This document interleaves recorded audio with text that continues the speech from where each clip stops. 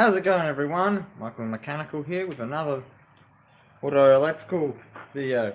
That's just the first one probably ever, but still, it's auto electrical. So the reason we are doing this task is because we had a problem. When the car was in the on position, the fuse would keep blowing, and we literally have a litter of fuses. As you can see, here's your litter of fuses right here. They're all blown. All blown. I don't think there's any good ones. This one might still be good, but I have no idea. Oh no, it's not good. It's blown. Literally all the blown fuses in the world. And the car's back together. It's been driving without a loom. And we're going to be rebuilding this loom today and maybe tomorrow. Now the reason for tomorrow is because we have a bit of an issue putting it together today. There is a Deutsch plug in here with Deutsch terminals. And I'm hoping that's actually how it's pronounced, because it's how they said it. These are Deutsch terminals and stuff. I googled it and it means German, so that's good. We're going to be putting that together once we get a tool, or if we don't have time, I want to try and make sure this thing's running by tomorrow for work. Time's about 1 o'clock. I have to be quick about it so I can take it to the oil electrician and say, if I don't have the tool, hey, oil electrician, can you put this plug together for me? I don't have a crimping tool for this. Now, the awesome thing that I found out about those Deutsch terminals, by the way, each one of those little pins is worth about $2 each. That's a lot of money for just like 6 terminals on each side. Something like that. But anyway, the good thing about them is they will hold the wire better than any other terminal I've ever seen, because when you have these, like, I'm going to call them snake type terminals, what happens is when you curl them over, they sometimes, when you crimp it, sometimes the wire just pulls straight out. And I've had that a lot. I think I have some terminals laying around, and that's one of the reasons why I like it. No, that's not a terminal, but when you snake skin it, it looks like this sort of wire, nice and curled over. Not perfect, that one, but I do have a bunch of them from the car, which I could use to explain why I have problems with these terminals. Actually, it might be this one. Nope, that's a good one. Not bad. Yeah, I don't think I put bad ones in the box. They might be on the ground, the garbage, or in this box. So, when you do these ones here, there's a chance of you crimping it, but the wire pulling straight out. As you can see, probably in the video, there's like, it's sort of not round anymore in that hole. That's because we crimped it, but it just decided to slide off. With the Deutsch terminals, however, there's a very low chance they're going to slide apart. I got told the only solution I've got without a tool is to solder them, which we're not doing because we don't want them sliding apart. Now, I probably won't be able to show you the whole process or much of it. I don't actually really have time to even make a video, but what we're going to be doing essentially is explain what we've got to do. So these are wires that are actually a bit damaged. They're also old. I'm also been thinking about replacing a section of the loom to wherever it connects to under the hood here. So then it's all new wiring, and there's no cutting and putting in a plug, and then if the wire breaks on this side, you have to then, you know, cut this good plug off and then put a new one on and fix it. I want to try and make sure that this is all like brand new wiring, because I've already had problems before with the alternator going and indicators flickering. There's like a power surge, and I don't know if that's from these wires, and I don't know if solving the issue is going to relate to having to fix the wires. So I have heaps and heaps of wires still. This is the wire that's going to be replacing both of these two wires, the black one and the white one. Then we have the yellow and green and blue, which are going to be replacing those wires, and they're going to be going in the similar or exact same order as possible as the original. So it's going to all be based on the clip's position, and because it's slightly different, it's going to be all based on the clip's position. So the clip's on this side. It's going to be really weird. I'm going to call it the clips on this side, and that's how we're going to triangulate how everything's going to be. So this is going to be the clip, and that's how I'm going to triangulate how it's going to go together. This means we'll have a spare section of loom from the old car that we could pretty much chuck in the bin or use for something else. whatever. But there's plenty of stuff in here that if I need it, I gotta check if this fits the alternator, because this is essential in avoiding any exposed neutral wires or plates or any materials coming into contact with a positive wire. And if that happens, boof. And blow a fuse as well. Anyway, this is going to be really, really tricky, I think, because there's a lot of work, lots of teeny fidgeting stuff to do. I said I would hopefully have it done by tomorrow. We're going to wait and see. So, I can't, I've realized, I can't exactly make this a full video of how I'm going to do this. I'll show steps, I'll explain some steps now what we're going to do. So what we're going to do is we're going to prepare everything. This requires us to dismantle this original loom in the car for the wires we're replacing, taking it back as far as where they connect to in the car, which is probably anywhere this positive's connected to. So if there's originally any wires here besides that one, if there's a white wire in there, then it should be replaced maybe as well. There is no white wire. Oh, that might be a white wire, it's a blue wire. But it'll be coming back as far as possible. There is no white wires that I can see here. So if it comes back here, replace it. There's also the potential we could check the wire before we replace it.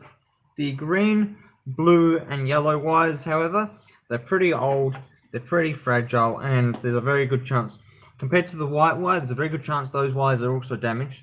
If required, we have to go and buy some more wire. It can't be helped.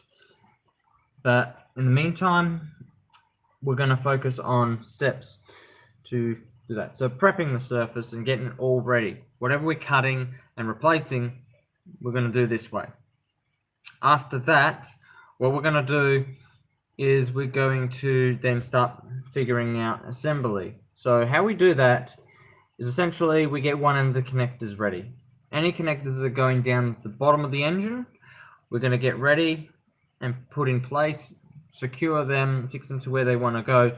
Then we have that infinite length or set length to work around. So it could be all wide in here, but it will overhang the body of the car, or it could be on rolls or something. We don't have rolls. You can obviously see the wires behind the pole here on the table. It's not rolls, it's lengths. Okay, so once we've done that, we're going to figure out points to which we will affix the wires and make sure they're not going to go anywhere they shouldn't go. So, wherever we want them to go to avoid them rubbing on anything, we need to make sure that every surface that they go around isn't going to destroy them. There's no tight spots. It's all loose, neat and tidy. And it has no way to get crushed or rubbed up against or broken in the event of replacing the alternator. It's all going to come down to how we affix it and how loose it's going to be. So it needs to be just right. There has to be enough for movement with the alternator all the way. There has to be enough that there has to be so much less that it's not going to come into contact with the engine block and melt its tits off. It's got to be away from any hot components. It literally has to be controlled in where it's loose and where it's going to be affixed to.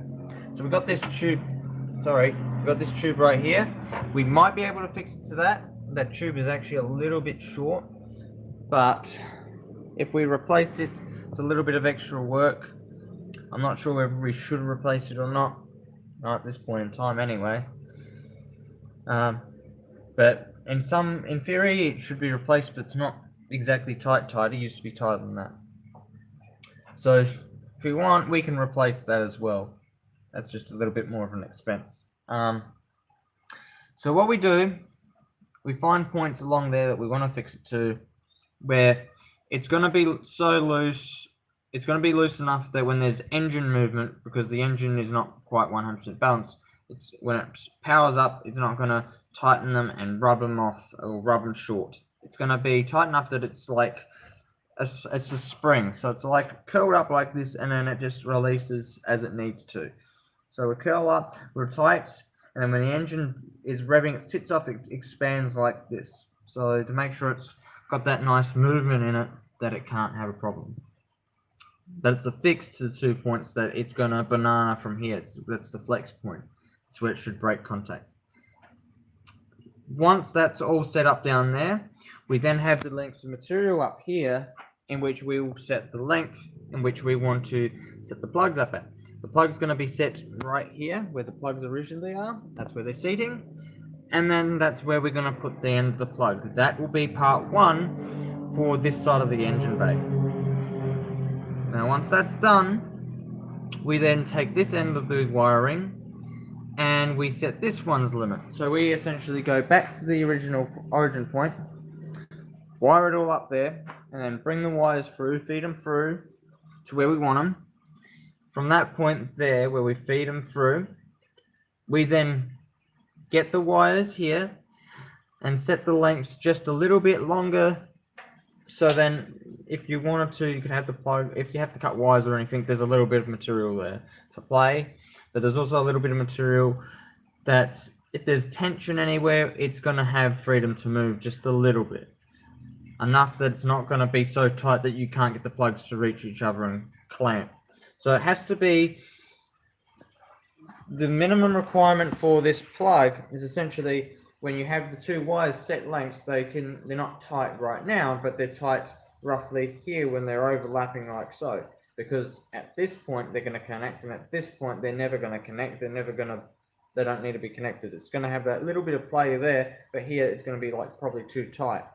So if I can explain that any better, we've got terminals. I've only got this female here already out, but I don't have a male. But I do have a male.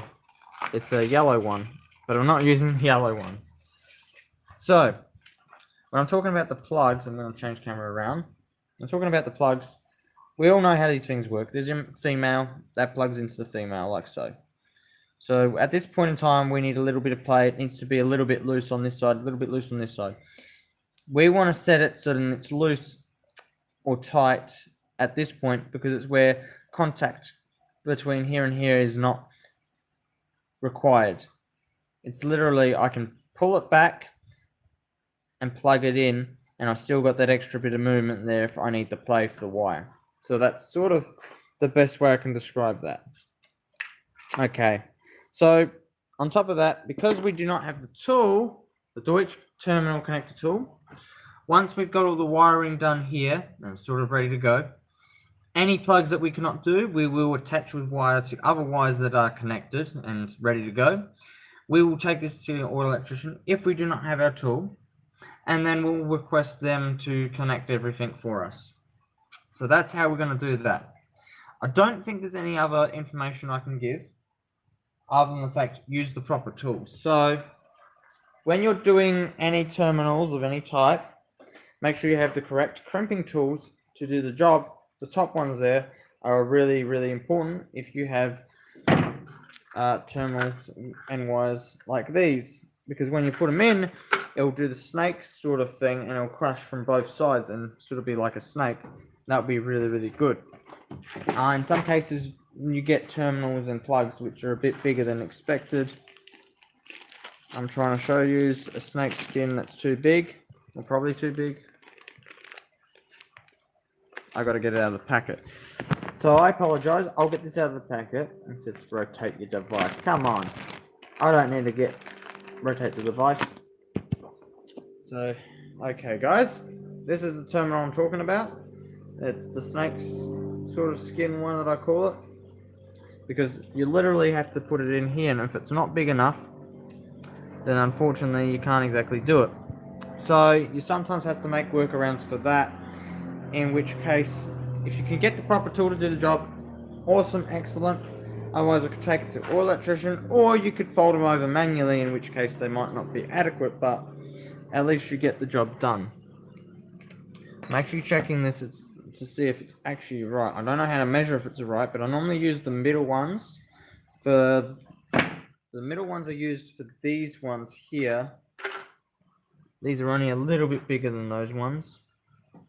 The way I can validate if this plug's even going to work and see if I can crimp it is literally, because they're normally folded out a little bit, but the middle ones seem okay. That's also to allow for you to make the move. So what I do,